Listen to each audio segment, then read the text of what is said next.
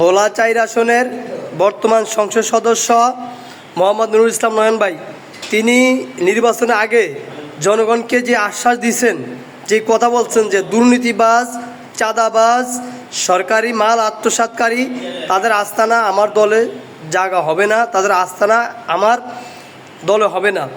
যেরকম কথা সেরকম কাজ।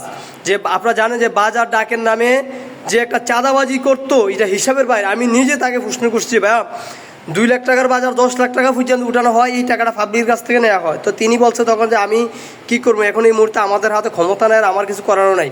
তারপরেও আমি বলছি যে শশীভূষণ বাজার সরকার বিভিন্ন বাজারে মাইকিং করার জন্য সরকারি রেডেস থেকে যেন একটি টাকাও বাড়তি না নেওয়া হয়।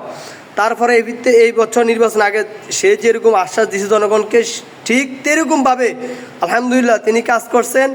তেনার আসন মনপুরা উপজেলা এবং চরফি উপজেলার ভিতরে যত হাট বাজার আছে, সমস্ত হাট বাজারের খাজনা তিনি রিমুভ করে দিছে। মানে যে সরকারি যে ইজারা যে টাকা, সেই টাকা তিনি নিজে দিয়ে দিবেন এবং কোথায়ও কোনো খাজনা জনগণের দেওয়া লাগবে না।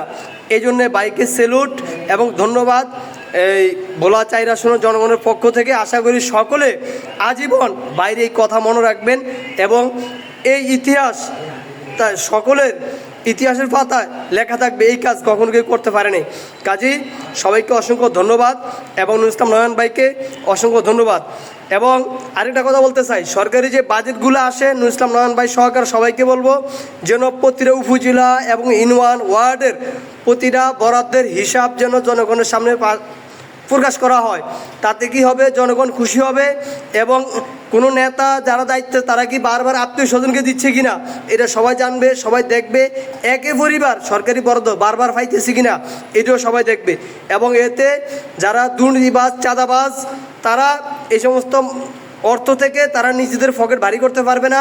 জনগণের অধিকার জনগণের কাছে ফুসবে এবং সরকারি যে বাজেটের যে কাজগুলো আসে, সমস্ত কাজগুলা পুঙ্খানুপুঙ্খভাবে হবে এবং যে কোন রাস্তার নামে কত টাকা বাজেট আসছে সেগুলো প্রচার করা হোক এবং সেই কাজগুলো ঠিকমতো হয়েছে কিনা সেটাও প্রচার করা হোক। এই দাবি ইনশাল্লাহ আমাদের সকলের। আর আবারও নুরুল ইসলাম নয়ন ভাইকে অসংখ্য ধন্যবাদ, সে জনগণের যে আশা বাস্তবায়ন করার জন্যে।